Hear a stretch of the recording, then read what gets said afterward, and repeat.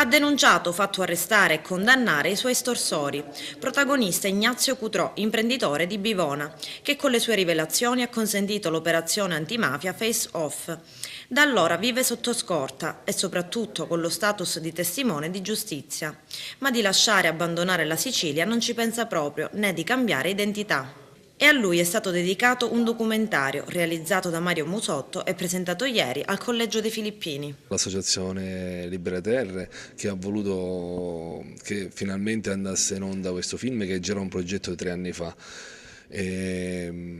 Spero che sia di monito per tutti e il messaggio che voglio mandare è che la nostra terra non ha bisogno di eroi, ha bisogno di gente semplice ma con molta dignità di andare a dettare i propri estorsori nelle aule giudiziarie. E questo diciamo, è il messaggio che voglio mandare. La mia condizione è che non possiamo dire che lo Stato ci ha abbandonato, posso dire soltanto che ci sono alcune istituzioni distratte e questo non deve essere. Infatti io vengo ora da Roma, da un'audizione con il sottosegretario, quindi infatti si è parlato di questo.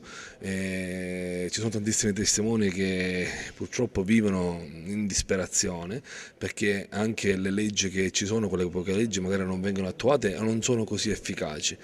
La cosa che io chiedo come testimone di giustizia e come presidente dell'Associazione Nazionale dei Testimoni di Giustizia è che oggi come oggi venga presa in considerazione che il testimone non è un carne di macello, non vogliamo essere considerati dei morti che camminiamo perché purtroppo lo siamo, vogliamo essere considerati dei cittadini onesti, essere trattati di tali e essere trattati da cittadini. Questo è quello che io dico. Purtroppo oggi o come oggi io vorrei essere un cane. E lei mi dirà perché? Perché purtroppo il testimone di giustizia forse è inferiore a un cane. Il cane ha tantissime associazioni che si occupano di lui, e invece il testimone di giustizia mi è successo a me, che mi sono legato davanti al Viminale, tantissime persone sono passate vicino a me e non mi hanno neanche chiesto cosa facevo lì, anzi si sentivano un po' schifati che io avevo quella catena ai polsi.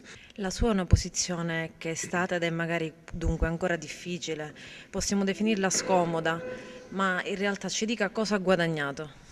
Ho guadagnato che non ho perso la dignità, ho guadagnato che sono un uomo libero, ho guadagnato che giorno dopo giorno capisco che non ho sbagliato io, sbaglia chi non va a denunciare quei 4 pezzi di merda dei mafiosi. Quelle persone sì che hanno sbagliato e continuano a sbagliare perché il vero nemico non è lo Stato, non è la magistratura, non sono le istituzioni, ma sono i mafiosi.